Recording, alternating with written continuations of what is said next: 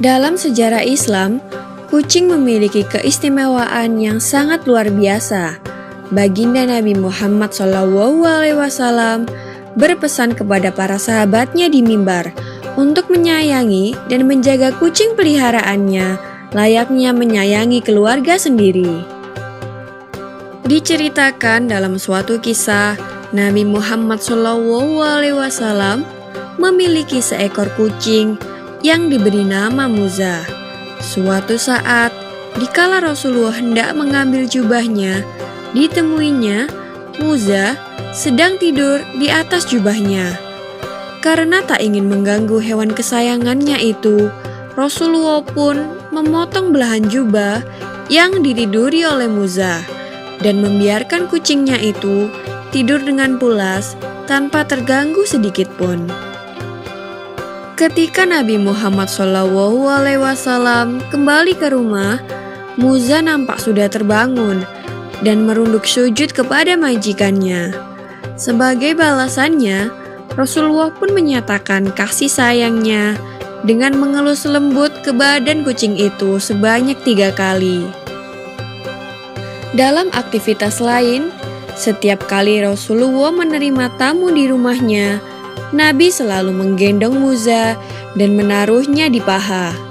Salah satu sifat Muza yang paling Rasulullah sukai ialah si kucing selalu mengeong ketika mendengar suara azan, dan seolah-olah suaranya terdengar seperti mengikuti lantunan suara azan tersebut.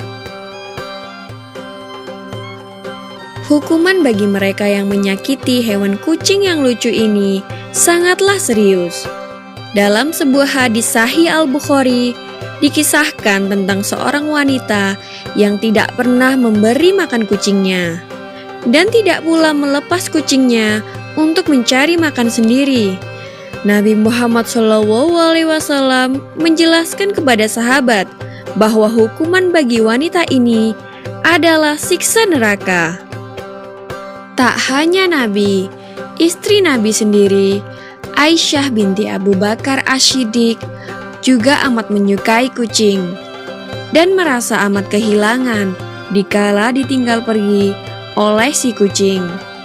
Seorang sahabat yang juga ahli hadis, yaitu Abdurrahman bin Sa'd al-Asdi, diberi julukan Abu Hurairah atau bapak para kucing jantan karena kegemarannya dalam merawat dan memelihara berbagai kucing jantan di rumahnya.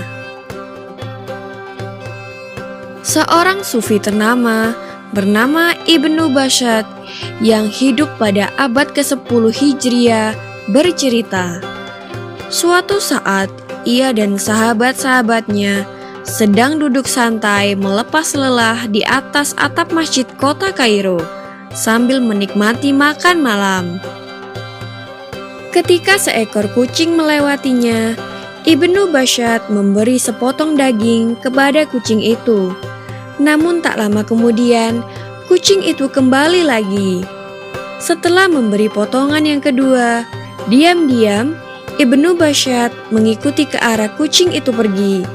Hingga akhirnya ia sampai di sebuah atap rumah kumuh. Dan didapatinya, si kucing tadi sedang menyodorkan sepotong daging yang diberikan oleh Ibnu Bashad kepada kucing lain yang buta kedua matanya. Peristiwa ini sangat menyentuh hatinya hingga ia menjadi seorang sufi sampai ajal menyebutnya pada tahun 1067.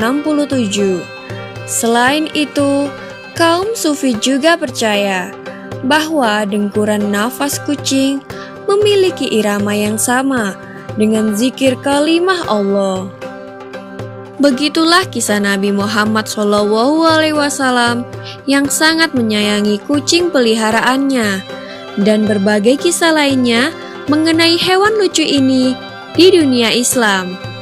Maka kita sebagai seorang mukmin hendaknya jangan sekali-kali menyakiti hewan lucu ini, karena Rasulullah sendiri menjelaskan bahwa hukumannya adalah api neraka.